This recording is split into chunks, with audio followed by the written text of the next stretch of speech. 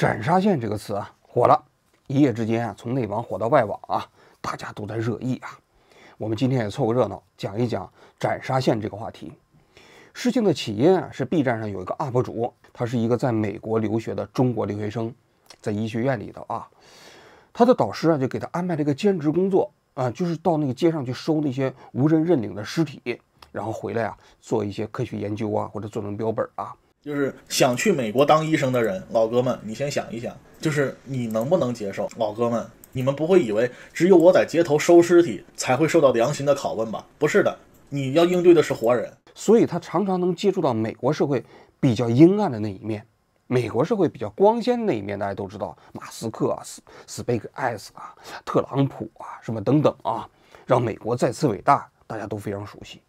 但是美国社会呢，好像有80-90万的这个流浪汉呢，就加州这一个地方啊。那你想想，你光这个流浪汉天天在数9寒天里头，经常被冻死。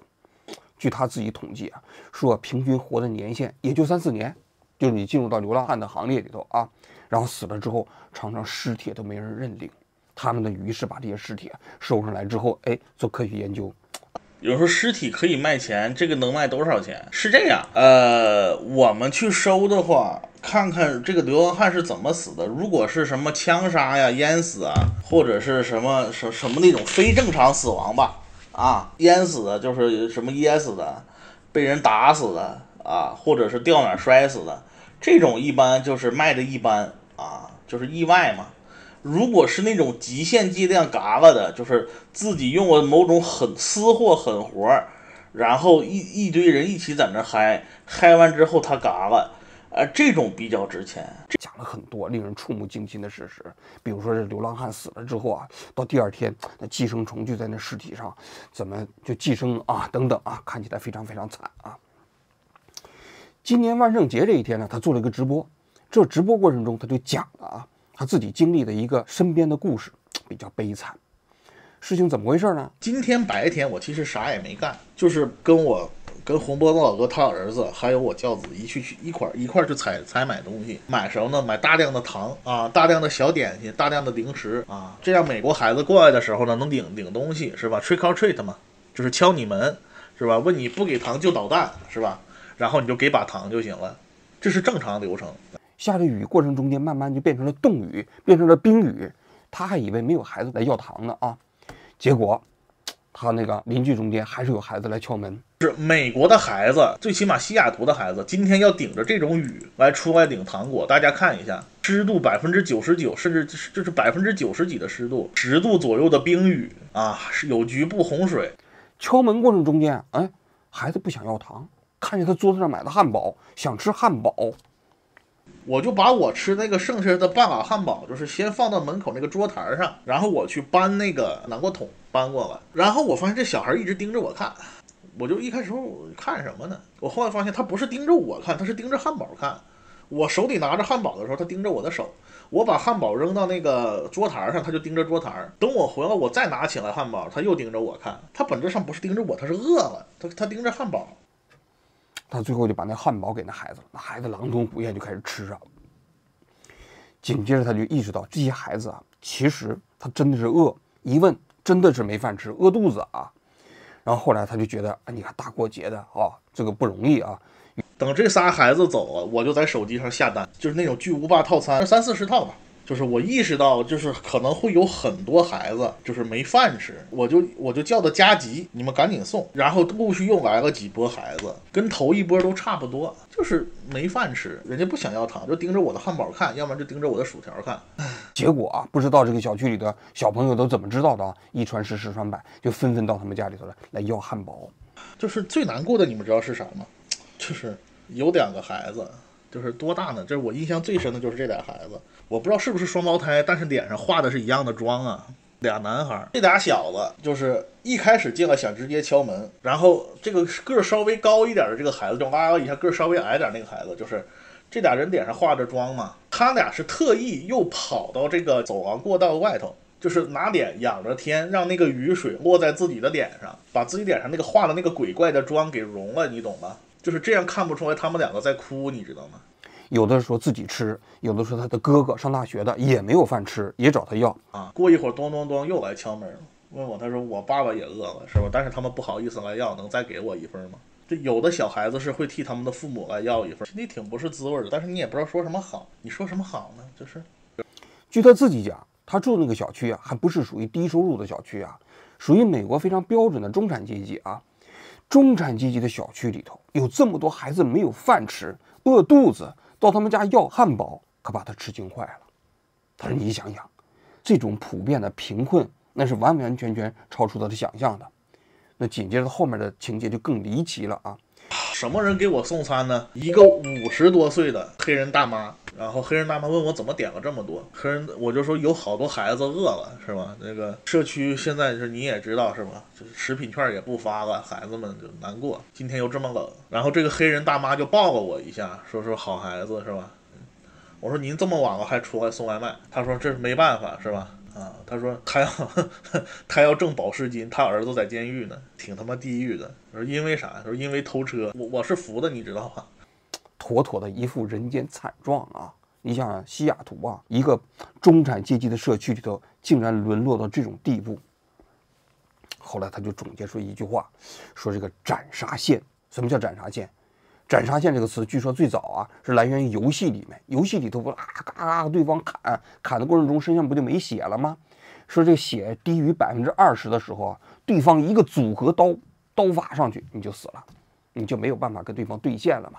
所以这个斩杀线就意味着你现在已经没血的情况下，风险值之高，你砍别人一刀人没事，别人砍你一刀你直接死过去了。所以斩杀线就指自己的风险极高，跟对方处于这种随时可能死亡掉下去万劫不复的那种状态。他怎么总结这个斩杀线呢？他就讲他说美国这些中产阶级啊，看起来啊都挺光鲜的啊，但是实际上生活中间无所不在的巨大的风险。为什么呢？他说你看啊，美国那个账单的斩杀，懂吗？大几十万啊！有人说那几十万也能还吗？是这样，你还有车贷、房贷、保险，就其他贷呢，兄弟。不是说你就还一个医疗贷就完事儿了，美国人身上又不止一种贷款，懂吗？你这些钱支付完之后，大多数美国人呢，基本上就没钱了，导致现在美国人呢，几乎都没有什么储蓄。那美国不是有这个数据统计吗？啊，37%的家庭里头啊，拿不出400块钱来应急，400美金啊，59%的家庭啊，拿不出来1000美金。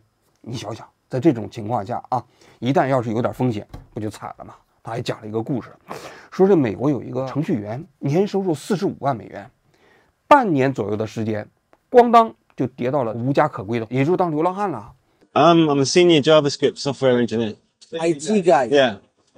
That was good money, right? Yeah. How much money did you make?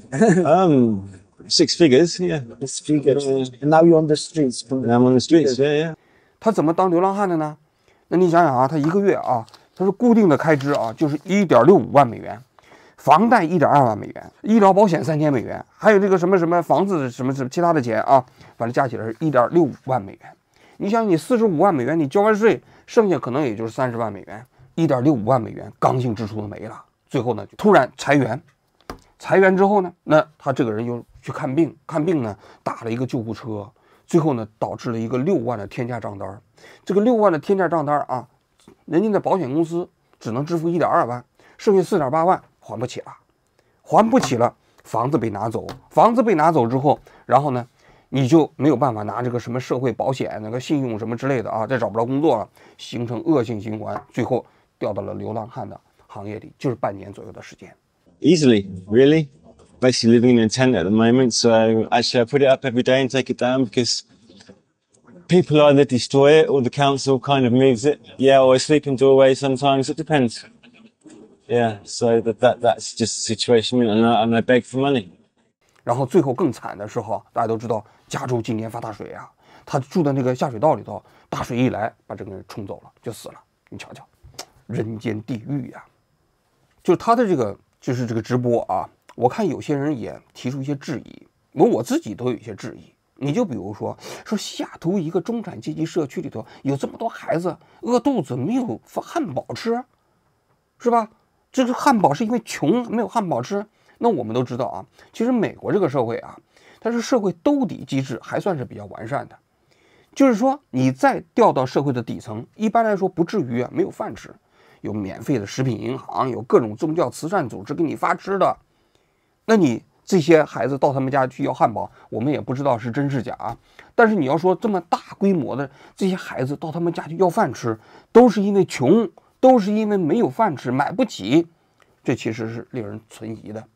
还有一个，他讲到那个45万的程序员被大水吹走的，我看有人也讲了说那个看报道中间，他那个地方好像没有发洪水。那你说这个一个程序员，如果是年收入45万美元的，变成流浪汉被大水冲走的，肯定媒体要报道查来查去也没查到。那不管怎么样吧因为他这个讲述所谓的斩杀线这个词一下就火了。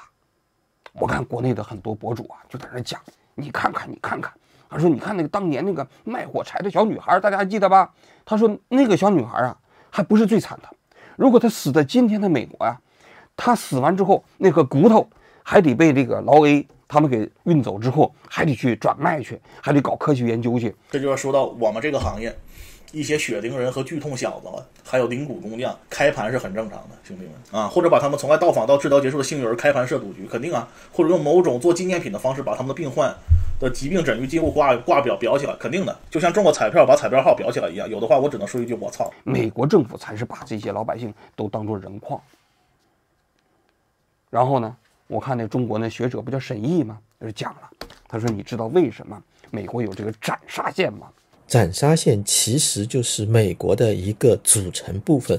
为什么？因为那就叫资本主义。你所有的制度设计和你这个生产关系是建立在资本私有制基础之上的。你所有的政策和制度的出发点优先保障的是什么？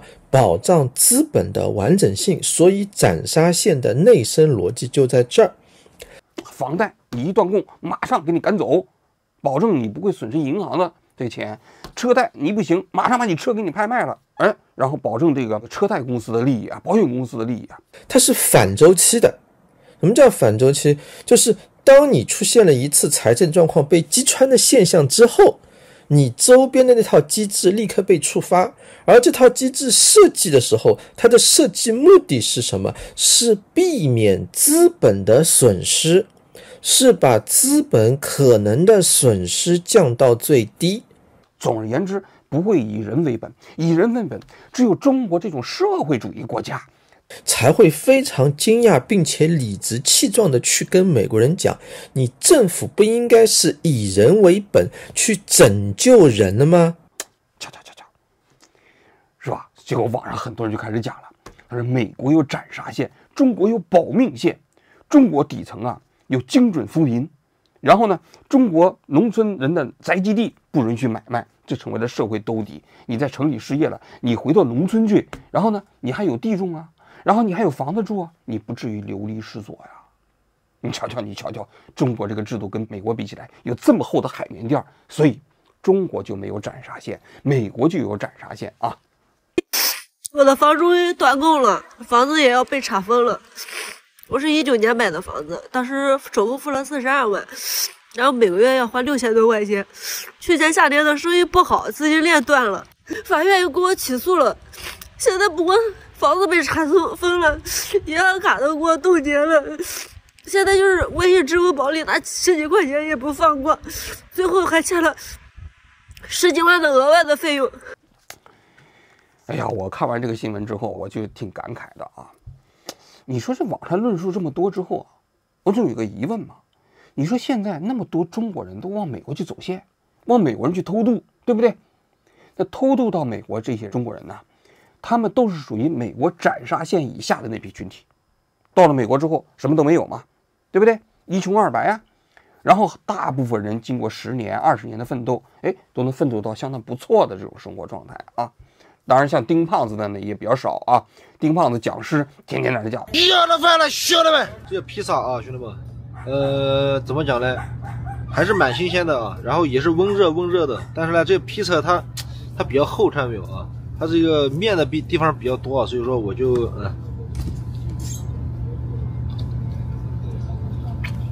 我把上面这火腿肠全部吃完这个吃完的披萨饼也没必要扔啊，然后咱们就把这个给我儿子吃啊，来 eat，是吧？所以你看到了，中国人去美国去走线的很多，但从来没有见过美国人到中国领低保啊。如果中国的低保这个制度这么好，那美国的中产阶级一旦要是跌入到斩杀线以后，他们为什么不偷渡到中国，在中国领低保呢？所以这里的问题到底是什么？你们现在知道为什么有的留学生宁可打飞的国际航班买飞机票飞回国内看完病再飞回去了吗？被欧美的医疗吓到了，兄弟们。今天我就来想探讨一下，就是这个所谓的斩杀线其实它并没有概括中美这两个国家他们所谓的生活中间的这种风险也好保障也好它只是一个所谓的概念，因为这种概念本身也吸引人的眼球，但它不是看待这个社会的准确的方式回忆当年我在帐篷里做生意的时候我对周围的这些同行我是有比较深入的观察的而且是长期的观察那些就是像你们说的那种被斩杀的这些人就是哪怕不管是自杀也好，还是说什么饿死也好，总结起来兄弟们就是一个点他们都是在吸毒的路上首先我要讲一下这个劳 A 他讲的美国社会存在的一些问题的确存在，并不是不存在。比如说他讲美国的医保，比如说那美国人觉得自己不舒服想去医院，折磨从什么时候开始？从他打电话开始，你就必须准确复述，然后呢你的 CT 或者是透视都是不同的部门，然后你要等几个月甚至等1-2年。那么最后这个人会得到什么呢？就是2到3年身心俱疲的折腾，深陷毒瘾的自己，以及大几十万的账单，这是最好的情况。美国的医保体系应该说美国人也是非常诟病。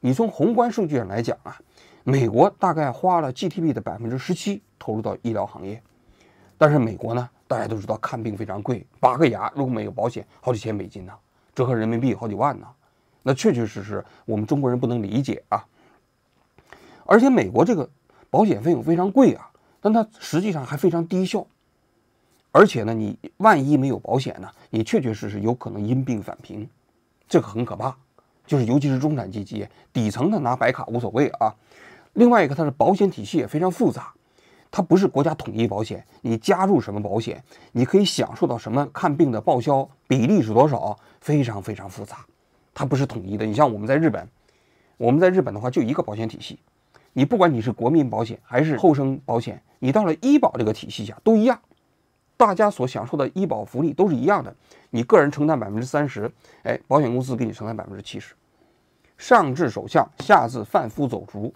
大家的医疗保险体系都是一样的。但是美国就复杂了去了，你交什么保险，你这个救护车覆盖不覆盖，你的急诊覆盖到什么程度，确确实实都非常复杂。美国的医疗保险体系应该说是被医疗机构和保险公司联合绑架了。1.37亿人承受的医疗债务，就是在美国现在大财团控制了超过2/3的医院大家看美国的医疗占 GDP 的1/4，牛不牛逼？行业营收排名，医院以1.4万亿美元，商业银行就是个弟弟，兄弟们，商业银行就是个弟弟。所以美国历届政府也想改，从奥巴马政府但是到现在改起来也非常难也就是说这个问题是客观存在的。而且美国的中产阶级，你说它的风险高，这个是不是客观事实呢？在我看来也确确实实客观事实。这个风险高在我看来主要是什么原因导致的呢？就是美国的中产阶级他们的消费观念导致了他们的这种生活状态的杠杆率非常高，他们不太习惯延迟满足、延迟消费，基本都是超前消费。你比如说买车吧，是不是我们中国人的观念就是你钱少的时候，我先买个二手车我不一定贷款，对不对？等我收入高了，我把这个二手车再换掉，换到一个好一点的二手车，然后再有钱了，我再买一个好一点的新车。美国人大多数不是这个概念，他们大多数人概念，我就先买个好车，贷款，然后买房子我也贷款。他举那个45万收入的那个人的例子，大家可以看一下，他一个月房贷还12000美金，一年就15-16万美元呢。你想想，那他以他45万美元的年收入，他买这么高的房子，按道理来讲，他确实本身就缺少风险意识，对吧？你也攒一部分钱你再买大多数美国人没有这个概念，所以导致了他们的生活的杠杆极其高，房贷、车贷啊、保险各个方面付完了之后呢，基本就没什么钱了，这是一个客观现实。那在美国，别说是底层，就算是中产，只要你被生活偷袭了，满血就是赶鸭件。因为在美国有37%的成年人啊，掏不出$400应急。如果你非要让他掏$1000才能活下去的话，59%的人是选择死亡。那么这个过程中间就导致什么呢？一旦你生活中间出现一个微小的问题，比如说你的房贷出问题了，比如说你失业了，那这个确确实实对一个人中产阶级的影响是很可怕的。我觉得这些都是客观现实啊，但问题是，就是这些客观现实的原因是什么？这个原因是美国这个社会系统性的屠杀这些中产阶级吗？在我看来不是，而是这些中产阶级本身呢，他们的消费观念就有问题。他们不是把储蓄放作非常重要的位置。你看美国人的家庭储蓄率只有4.4%，而且还是因为这么贫富分化的情况下，大部分的4.4%都是那美国的前10%的那些家庭贡献的，那剩下90%的家庭几乎没有储蓄。那么没有储蓄所导致的，你的个人风险防范能力就比较低。那么为什么会导致这种现象？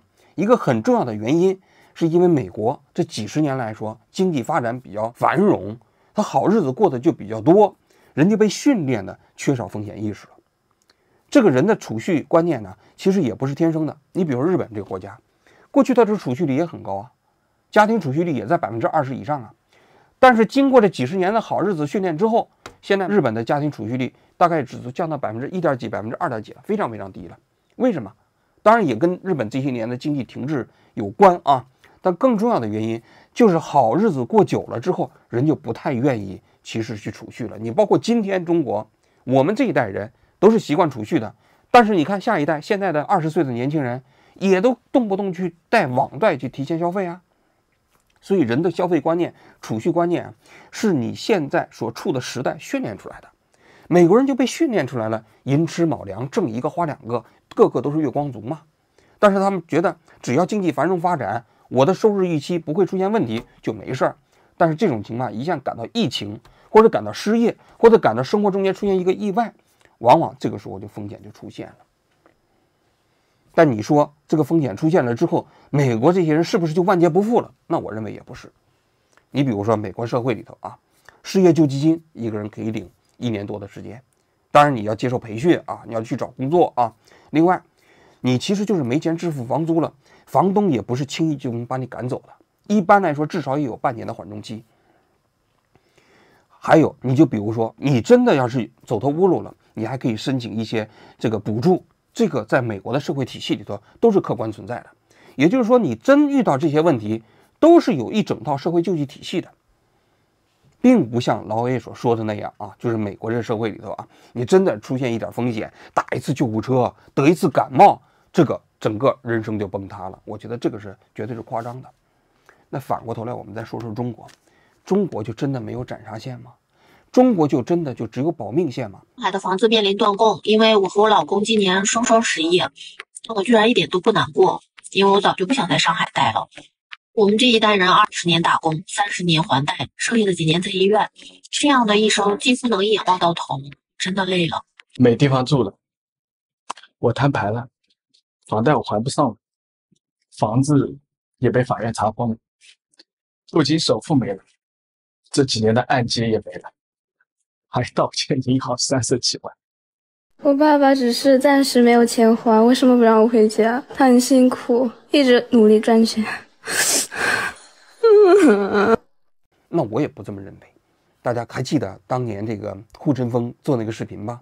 他当时做视频的时候看到了一个来自于农村的老奶奶，然后他就讲1个月的退休金107块钱，说着说着眼泪就掉下来了。护春风陪他到超市去买东西，大家还记得吗？就是我们中国的这些社会底层啊，他们的真实生活状态平时不在我们的视野之内，所以很多人并没有意识到这个群体。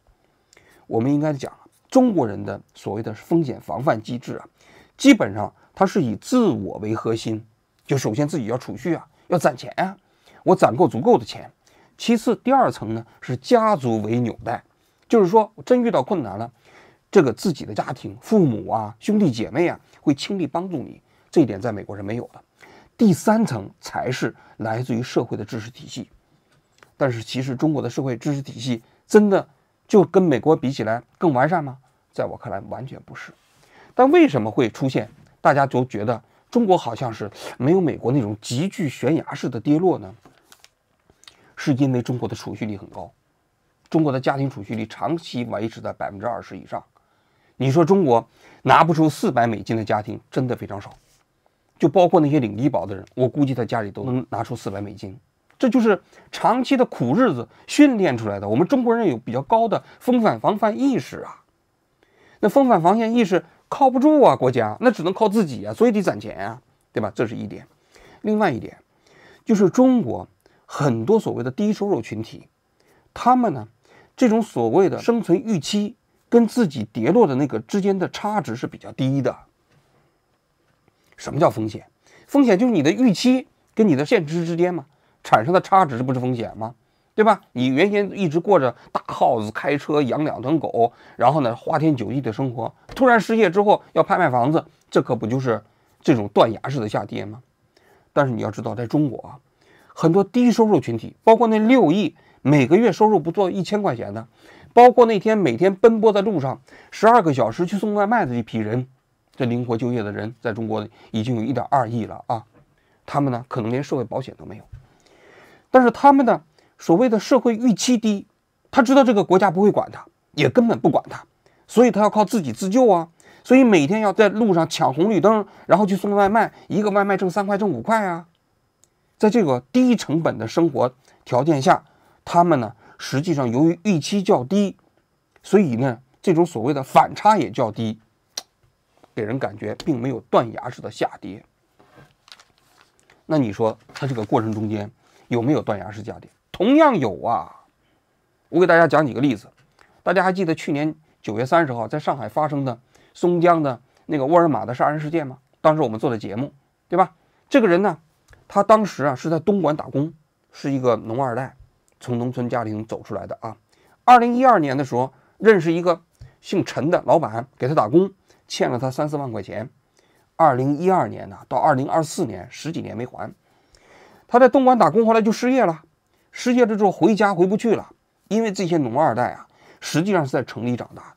他实际上他这个家乡对他来讲非常陌生。他回去之后既不会种地，可能家里的房子都倒了。他回去之后实际没办法生活，于是他就想到2012年上海的这些姓陈的老板还欠了3-4万块钱，就跑到上海去讨薪。讨薪呢，他找不到这个姓陈的老板呢，最后被逼无奈啊，没有饭吃啊，把手机都卖了。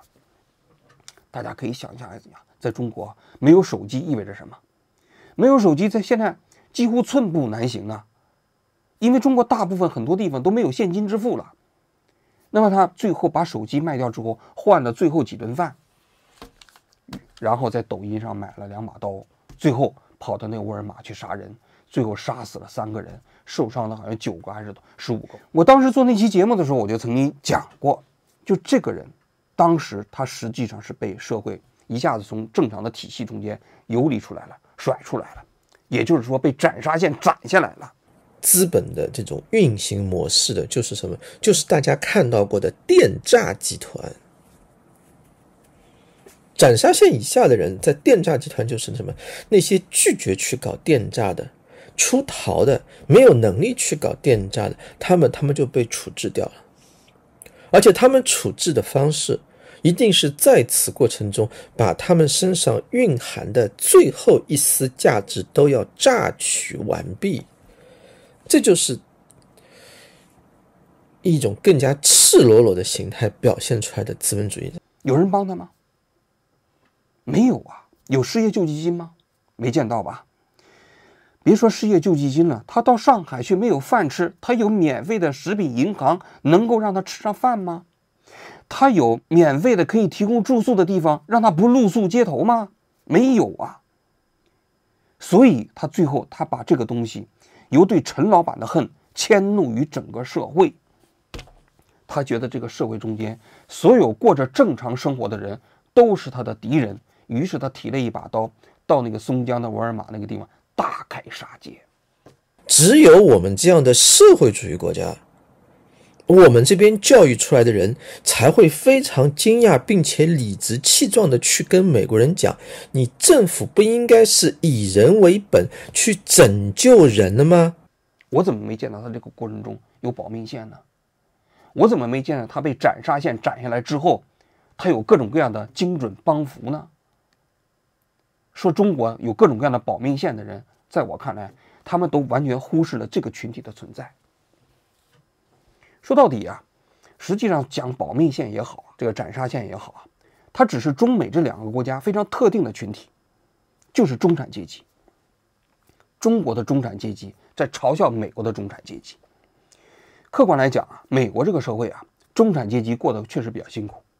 为什么呢？因为税比较高嘛，你逃不掉嘛。真正大老板，你比如说马斯克，那税很容易逃，是吧？巴菲特就说了，他税很低，股票只要不卖就一直不征税，对吧？那么底层社会其实过得也不错，真没钱的话，拿白卡看病都不要钱，天天可以领食品银行的食物，是吧？没有领的话，去要也很容易。大家还记得丁胖子？很多人当时为什么觉得丁胖子要被封杀？因为丁胖子在美国要的那个饭，比很多我们打工人吃的还要好啊。是鸡肉、豆子、面包。上，more spicy。这但就拿一瓶可乐吧，这个肯定是甜的啊。所以真正在美国社会底层过的是还可以的，就是兜底保障还不错。但是在中国是相反的，在中国真正的底层社会是没人管的，或者说政府管的这个程度是非常非常低的。有没有五保户制度？有。首先你进入到五保户这个体系是比较难的，真正进入之后，你的保障体系的水准也是非常低的。包括农村，我们讲过，是吧？真正的一些老人退休只能拿100多块钱，这在全国是普遍现象吧？在哪个国家有这种？把养老金分成3个体系：国家公务员、企业的职工，然后城乡居民，这中间可以差多少倍？可以差几十倍呀！那些农民的这个老人一个月拿100多块钱，但是退休的那些公务人员、机关事业单位的人员可以拿到8000，拿到1万。也就是说，中国的城市中产呢，他们呢相对来讲是这个社会普遍关注的既得利益者。首先，他们的税不太高，中国的税确实比美国税要低。其次，中国的房子也没有房产税，而且中国的教育福利其实主要投射在了中产阶级群体中间。农村有非常好的教育资源吗？没有嘛。对，比较好的教育资源都集中在城市，而城市中间受益最大的就是中产阶级这个群体。所以，中国的中产阶级在中国生活确实是不错的，而美国的中产阶级相对来说生活是比较辛苦的。所以你看，中国的中产阶级可以在网上嘲笑美国的中产阶级。去年不是在小红书上大家对账单吗？但是中国的社会底层呢，就是那些在大街上忙碌奔波送外卖的那些人，就是那些在农二代没有人管的去讨薪的那些人呢，就是在那些在农村里头已经年纪大了，根本没有劳动能力又没人管的那些老年人呢，有人管吗？他们会到网上去跟美国人秀优越吗？不会的，他们可能还在想着今天不劳动，明天就没有饭吃，或者说有一点门路的还在想着能不能偷渡到美国，到美国那个国家里头去啊，哪怕到那个地方像丁胖子一样去到那个地方要饭呢？要了饭了，兄弟们！所以啊，在我看来啊，其实啊，这是特定的2个社会群体之间做的一种田忌赛马式的比较。客观来讲啊，这个世界上没有尽善尽美的制度，美国的制度当然有它的问题，它即便是如此，它跟中国的保障水平相比，我觉得不比中国差，甚至比中国做的还要更好一些。而中国呢，想通过美国的这种所谓的斩杀线，创造一个概念来证明社会主义的优越，忽视我们今天社会中间存在的问题，在我看来这就跑偏了，这就是南辕北辙了。我个人觉得啊，还是少关心别的国家那些苦难吧，多关心我们今天中国社会我们自己身边发生的那些苦难吧。要知道，我们这些苦难不是没有，而是不让你看到。大家还记得吧？当年北京去清理这种所谓的低端人口，当年在北京的低端人口很多啊，很多流浪汉呢，在天安门广场周围就有几百个啊。后来上访不让你轻易到北京来了，要解放，其次流浪你就更别想了。当年我在新闻调查做节目的时候，那徐成河一家不想到北京流浪乞讨吗？结果在火车站跟警察发生了冲突，一枪给击毙了。这些措施做得非常好，所以导致你在今天的中国，你在北京你是看不到流浪汉了。但看不到流浪汉不意味着没有流离失所的人，这是两回事儿。另外，即便你有能看到，也不让你报道。你敢报道这些内容吗？你报道发不出去。你说在中国倒卖那些人骨头那个事情，中国媒体能报吗？我们王巨派案不是做过吗？那四川的那殡仪馆把人的骨头都给搞过去，跟那个山西的生物化学的那个企业合作，把那人骨头都做成了蛋白质，做成了医药产品。中国能报吗？10几万人的骨头啊，最后都变成了这个医学材料啊，那不是真正的人矿吗？当然，我觉得最后还有一点，就中美这两个国家，它其实治理观念上它有一个显著的思想差别。就美国是一个以个人为本位的社会，这个个人本位的社会啊，你要为自己负责。你想过这种生活，政府不太会管你。然后呢，即便出现流浪汉，他会给这流浪汉提供一些基本兜底，你别冻死，别饿死。但是他不会主动的去驱赶你，也不会主动的去想办法消灭流浪汉。但中国这社会不一样，东方社会里面，他除了不让你看，他不让你报道以外，他也认为流浪汉是一个社会不好的现象。当然，他有一些精准扶贫，但更重要的就是说，他让这些人尽量你到一个没人的地方，你去默默的死掉，不要有碍观瞻。这是两种社会统治方式的区别。所以啊，在我看来啊，这两种统治方式本身也是各有利弊。你想通过这种所谓的斩杀线证明美国水深火热、人间地狱，而中国现在都已经是什么共产主义了，那我觉得，如果你要是觉得这样挺好的话，那您就随意了。好了，我今天就讲到这里，谢谢各位。Asking for change, freeway exit ramps. But recently, there's been this guy with an interesting sign at I-71 and Hudson Street. His handwritten sign says he has the God-given gift of a great voice. Hey, I'm going to make you work for your dollar. Say something with that great radio voice. When you're listening to nothing but the best of oldies, you're listening to Magic 98.9. Thank you so much. God bless you. Thank you. And we'll be back with more right after these words. And don't forget, tomorrow morning is your chance to win a pair of tickets to see this man live in concert. Thank you so much. Well, when I was 14 years old, I was born and raised in Brooklyn, New York. When I was 14, I kind of listened to one of our area radio announcers. And I went as a field trip to go meet the guy, and he looked nothing like what he sounded like. So I asked him about that, and he said to me, listen, radio is defined theater of mind. And so when he said theater of mind, I just said, well, hey, I can't be an actor, I can't be an on-air personality, but the voice just became something of a development over years, and I went to school for it. And then alcohol and drugs and a few other things became a part of my life. And I got 2 years clean, and I'm trying hard to get it back. And hopefully somebody from one of these television or radio say, hey, I need a voiceover, or I need something. So, you know, I'm hoping one day. Watch Family Guy, weeknights at 7:30 on Fox 28. Because homelessness is not a money problem. Almost every single one of them has either mental problems or drug disorders. It is not a matter of lack of capital. It's that they should either be in an asylum or they're doing hard drugs and they don't want to stop. The asylums that Ronald Reagan defunded? Yes, if we want to talk about bringing back asylums, I'm all for that. 我是19年买的房子，当时首付付了42万，然后每个月要还6000多块钱。去年夏天的生意不好，资金链断了。那时候我才发现，这3年月供一共还了21万，北京才还了4万多，剩下的都是利息。法院又给我起诉了，现在不光房子被查封了，银行卡都给我冻结了。买的房子面临断供，因为我和我老公今年双双失业，我居然一点都不难过，因为我早就不想在上海待了。我们这一代人20年打工，30年还贷，剩下的几年在医院，这样的一生几乎能一眼望到头，真的累了。没地方住了，我摊牌了，房贷我还不上了，房子也被法院查封了，不仅首付没了，这几年的按揭也没了，还倒欠银行37万。我爸爸只是暂时没有钱还，为什么不让我回家？他很辛苦，一直努力赚钱。